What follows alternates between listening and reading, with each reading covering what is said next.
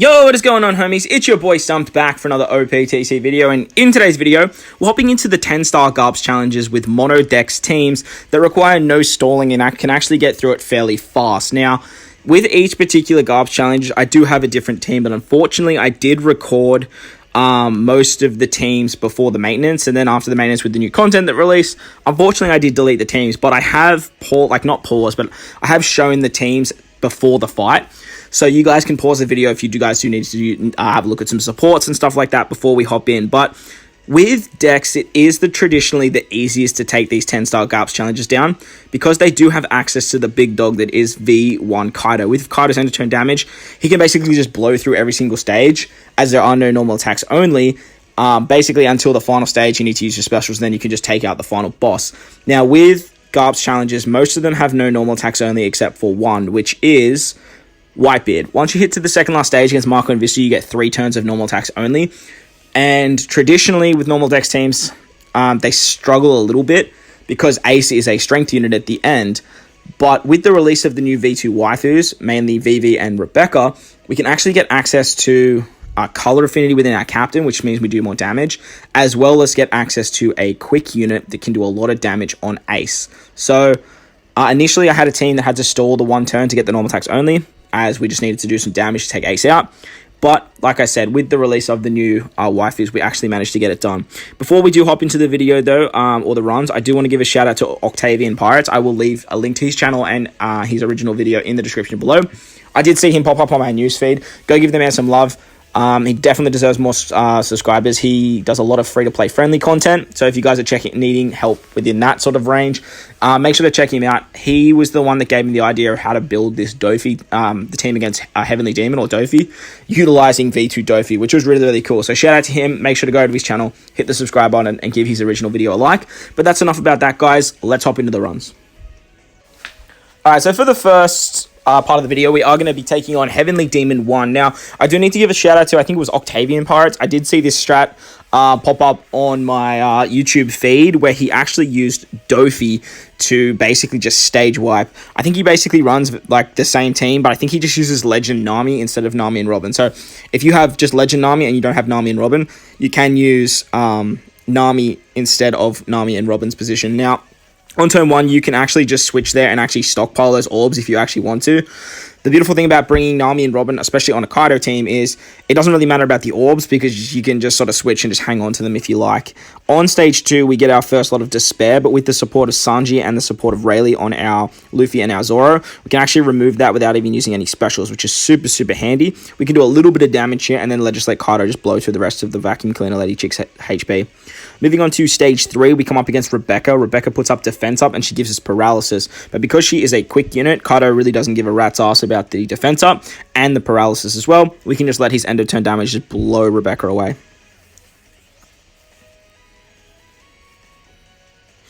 See, 1.5 mils still through defense up. It's just crazy.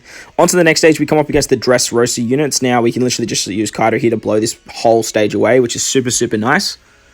And catch you later, Dressrosa guys.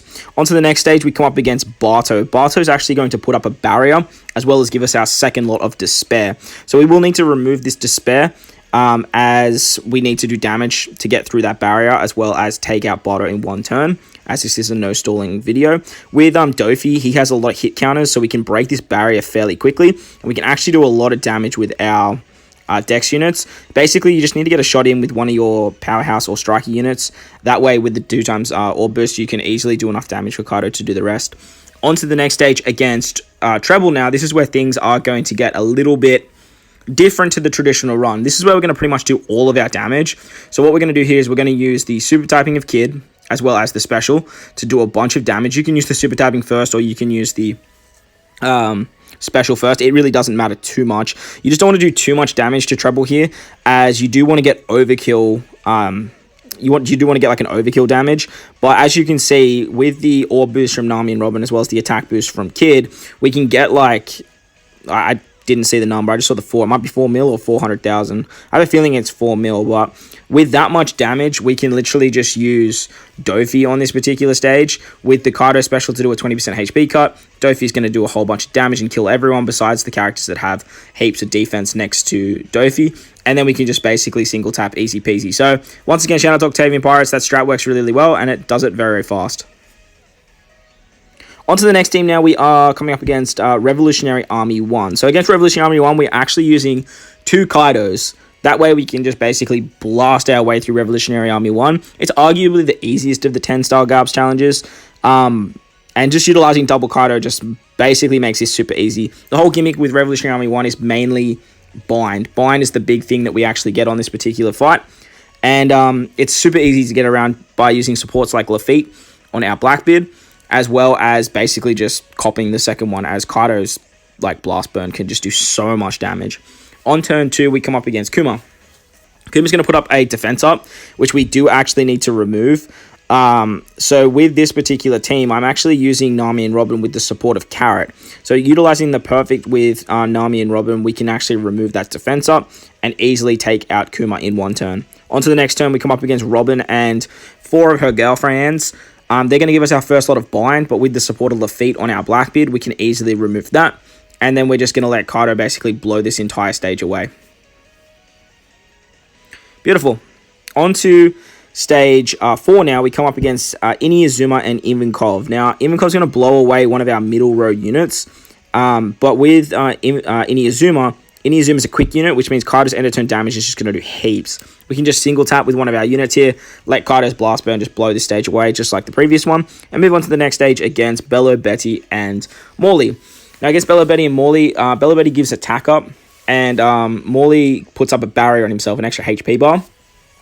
With Kaido, it's really not that big of a deal, as Bello Betty's the one that does all the damage here. But what we can do is we can use our Blackbeard special. Blackbeard's actually going to remove that barrier from Morley, and then we can just attack with 3 of our units and just let Kaido's Blast Burn do the rest. As you can see, Kaido just literally carries this entire team through this particular piece of content.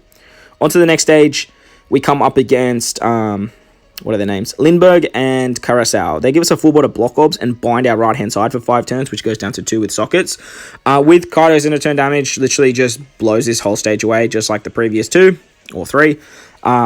And then we can move on to the next stage. Now, with this particular team, we do hang on to those full board of block orbs, as well as not removing the bind, as we can just remove that just through natural attacks. On this particular stage against Sabo Koala, we're basically getting to use our 2 Kaido specials so we can go back into the dragon form. That way we actually get the end of turn damage again. We have Nami and Robin for a 25% HP cut as well. Plus we have Croc here to give us a full board of orbs and a chain lock. Finally, we can finish it off with kids damage, basically throwing all of those Dex orbs at Sabo Koala. And as you can see, they've basically just been killed with like HP cutting specials and attacking specials. So just with one attack, we can take them out. On the res, we can easily just, again, single tap with our Kaidos. Even if you just don't kill there, the end of turn damage will be enough to blow them away. So that was Revolutionary Army 1. Very, very simple, very, very easy. But it did require some hefty supports. Now, on to the next 10-star event. We are coming against a WhiteBeard. Now, initially, I did have a team recorded that used Kid as a friend captain. It did look very similar to this setup. There was a little bit of difference to support, but unfortunately, I couldn't take out the final stage and do like a no stalling team. But with the introduction of the V2 waifus, more importantly, V2 Vivi and Rebecca, this stage actually becomes a lot easier because we can switch with Vivi and Rebecca and we actually have access to a quick unit. That will make taking out Ace on the final stage very, very easy, as Ace is actually a strength unit, and using a mono traditional Dex team can be a little bit tricky, as we don't have color advantage. But with Vivi Rebecca, they actually give a color affinity buff. Now, on stage 2 against the watermelon head guy, we can remove the attack down, the first lot of attack down, with 2 of our supports, being Shirahoshi on our Neptune and X-Drake on our, page 1 on our Kaido. That way we can remove the attack down, do enough damage to let Kaido's Blast Burn do the rest. On to stage 3 now, we come up against, is it Blenheim, the chain ball guy, and I think it's Higuma. With this particular stage, basically what you want to do is you just want to put a few shots into Atmos in the back there. Sorry, I think I said Blenheim. You want to put some shots into Atmos, mainly with the color affinity of the V2 Vivi Rebecca. That way, Kaido's end-turn damage can do the rest. With the next stage against Fossa, Speed Giru, and Isu, basically we need to do the same thing as Fossa in the back there is a strength unit and has quite a bit of HP, but with the switchabilities of the two, like with our Vivi Rebecca, V1, and then having type advantage, with the 2.5 times chainlock, it's very easy to just literally hit him once with the quick version of Vivi Rebecca V2, and that way we can move on to the next stage against Jozu. Now, against Jozu, he puts up defense up and damage reduction. So we need to remove this. This is why we have V1 Vivi Rebecca on this particular team. Utilizing their special, they can actually remove all those defensive effects. Now, this team is actually full powerhouse and cerebral, but it is all striker in some way as well. So we can actually use the Zanisha ship on this particular team, which just guarantees to save every single orb on the final stage being matching, which is super, super handy. If you find a V2 waifu that has slot bind, it is going to help you out a lot. But as you'll see with this run, it isn't required. On the next stage against Marco and Vista, they're going to give us 3 turns of paralysis, chainlock, and attack down. So this is where we're going to be using a couple of specials to get around that. What we're going to do here is we're going to use our Nami and Robin special to remove the paralysis, as well as give us an orb buff. We have Croc's special here to remove the chainlock and give our own chainlock for 3 turns.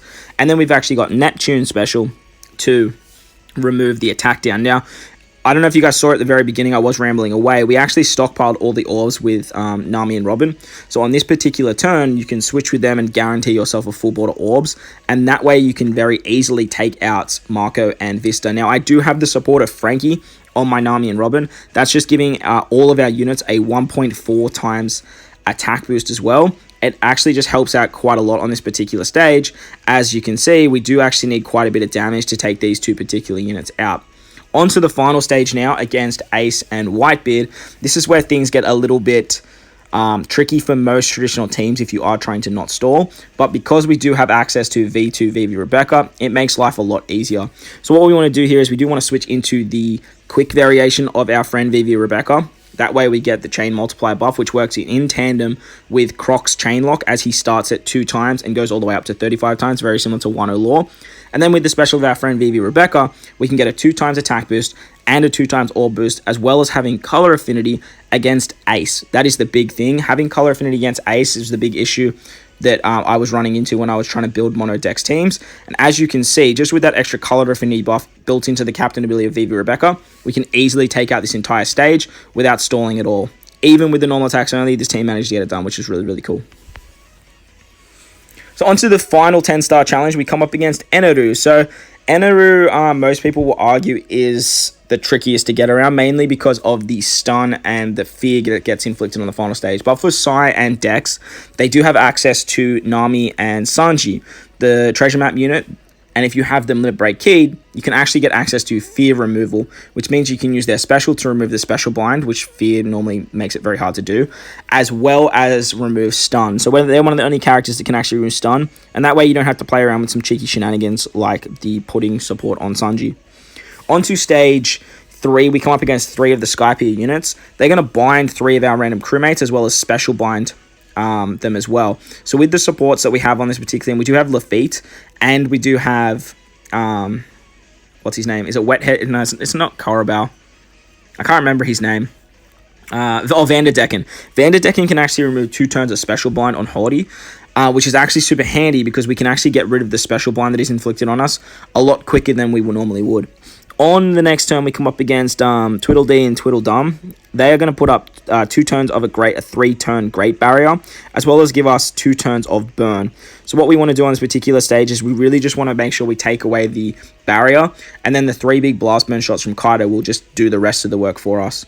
On to the next stage, we come up against Wiper and 2 of his Skypiea friends, the Chef and the Goggle Man. Ideally, on this particular stage, we just want to try and put as much damage into Wiper as we possibly can, mainly because he is a strength unit, which means that the end of turn damage from Kaido isn't going to do as much as we would hope. So with the special of Hardy, we can actually get a 20% HP cut, which just allows us to do a lot more damage against Wiper. And as you can see, with those 3 Blast Burn attacks, we can take him and the 2 units in the back out. On to the next stage, we come up against the Wingnut looking dude and the dude on the ball.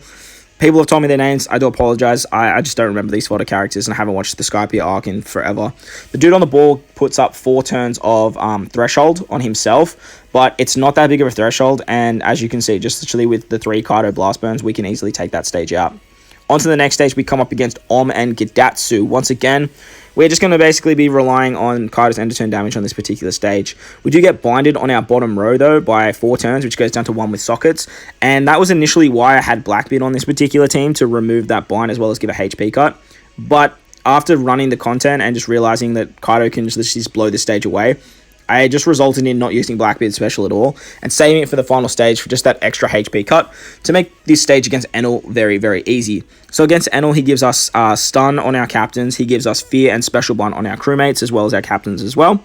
So with the support of Kamizo, we can get a color affinity boost for our driven units. We can remove all those nasty defects with Sanji and Nami. Then we can get some HP cuts going with our Blackbeard Kaidos, and with the support of Kung Fu Luffy, we can easily guarantee us some orbs, so that way we can throw them at Enel with the kid special. Unfortunately, they're not going to be matching because we are feared, but nevertheless, because we have color affinity, it's not going to matter at all. So I hope you guys enjoyed this one. If you did, make sure to go down there and belt that like button for me. And if you are new to my channel and enjoying the OPTC content, hit that big red subscribe button too. But guys, wherever you are in this beautiful world, make sure to enjoy the rest of your day. As always, I thank you for watching, and I'll catch you all in the next one. Lates!